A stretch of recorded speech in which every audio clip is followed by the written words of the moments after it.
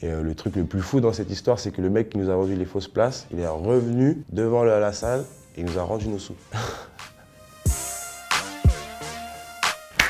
What up le gang, c'est le Big Thrill. On se retrouve dans la base pour Melchi, let's get it, slay. Poster de Allen Iverson, basketball, rien à voir avec la musique, mais ouais. Kobe, Allen Iverson, Tracy McGrady, Shaquille O'Neal, j'en ai beaucoup. Ouais, j'ai fait 12 ans de basket. J'ai arrêté après mes études parce que je voulais me concentrer sur, on va dire, quelque chose de plus créatif, tu vois, le délire. Le premier album qu'on m'a acheté, en tout cas, c'est Sniper gravé dans la roche. Là où je suis dans mon élément, là où j'ai tellement passé de temps à kiffer rien faire, je suis presque un meuf. J'avais genre peut-être 9-10 ans, un truc comme ça, j'étais petit. Ouais, moi, mes oncles, ils écoutaient beaucoup de rap français et mes cousins, ils écoutaient beaucoup de rap américain. Donc c'était vraiment un mélange entre les deux, on va dire. Il y a un son de Vali qui s'appelle I Got Whatever. Et avant, c'était beaucoup Nav, Fell in Love with LA par exemple, tu vois. Fell in love with LA, yeah. I fell in love with LA, yeah. C'est des sons qui m'ont fait kiffer ça.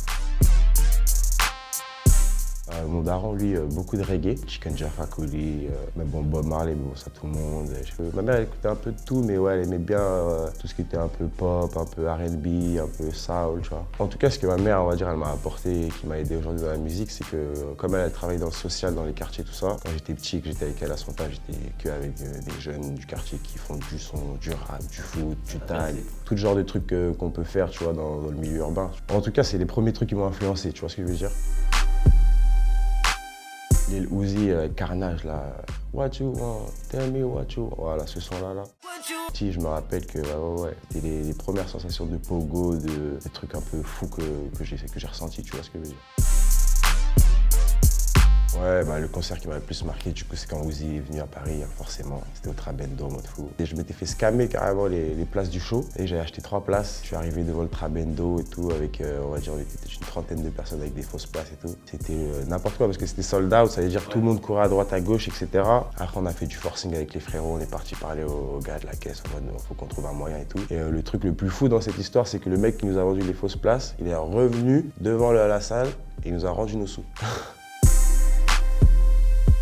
Il y avait un film qui s'appelait Honey avec Lil Romeo. Je crois qu'il dansait, chantait dedans, mais ça date. Mais je crois que c'est ça. Ouais, c'était super chaud. Après, avec quoi d'autre? Bon, c'est He Got Game, le film qui m'a matrixé vraiment, je te dis. Quand j'étais jeune, il y avait c'était quoi, Ghetto Millionnaire, tu te rappelles de ça? Je m'arrache au soleil. Je m'arrache au soleil, mon existence d'avant fini, je la raye. Désormais, plus rien ne sera jamais pareil. Pour ma famille et mes potes, la vie sera belle. Voilà, ça m'avait rendu complètement fou. Un peu plus vieux, le son de Playboy Carti, What.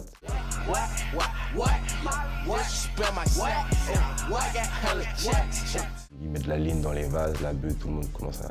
Bref. En français aussi, il y en a beaucoup. Il y avait un clip de Gros Mots, j'ai plus le titre. Berlin. Ouais, voilà. Ça, c'est un clip qui m'avait matrixé. Défoncer comme c'est pas peur. Défoncer comme c'est pas peur. Roule un pilon que je me termine. Roule un pilon que je me termine. Parce qu'en plus, c'était peut-être en 2016-2017. Et le frérot, il arrivait avec une DA pointue de ouf.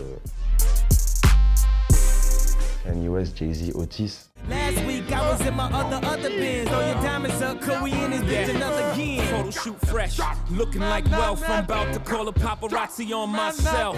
Quand j'ai vu ce clip, tout, avec le son, ouais, je m'étais pris fort la vibe. Déjà, la collaboration de ces deux artistes, tu vois, c'est un peu genre deux GOAT. Donc ouais, forcément.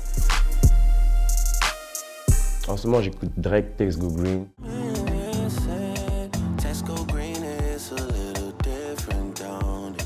Le dernier album de Drake, là, je me suis pris. En plus, on était à Nice, là. Ça veut dire on était en mode honestly, never mind. Attends, laisse-moi regarder. Ouais, je vais te dire ça tout de suite. Ah, tu poses des bonnes questions. Hein. Qu'est-ce que j'ai là-dedans de fou? Non, en ce moment, j'écoute un peu de dancehall. Les gens, peut-être, voilà. Les gens, ils savent pas, le Thrill, ils kiffent à mort la dancehall, tu vois. Donc, j'écoute Squash, Skilly Bang. Un truc que les gens, ils me voient écouter ça. Ils me disent, tu kiffes ça, toi? Je suis en mode, bien sûr. Les gens, ils me voient comme un mec matrixé dans un truc, mais en vrai, j'aime trop de bails, j'écoute trop de bails. Tout ce que tu entends, tout ce que tu vois, finalement, ça t'impacte. Que tu le veuilles ou non, tu vois. Ouais. Donc quand tu arrives dans le studio, même si des fois tu as une top line, tu as l'impression que tu viens de l'inventer, c'est un mélange de tout ce que, tu vois. Bah, tu vois, le son La Light, on va dire que c'est un morceau qui a fait que j'ai mes proches et ma famille, tout ça, qu'on commence à vraiment se dire, ok, le petit jeune là, il commence à prendre son truc au sérieux, tu vois ce que je veux dire.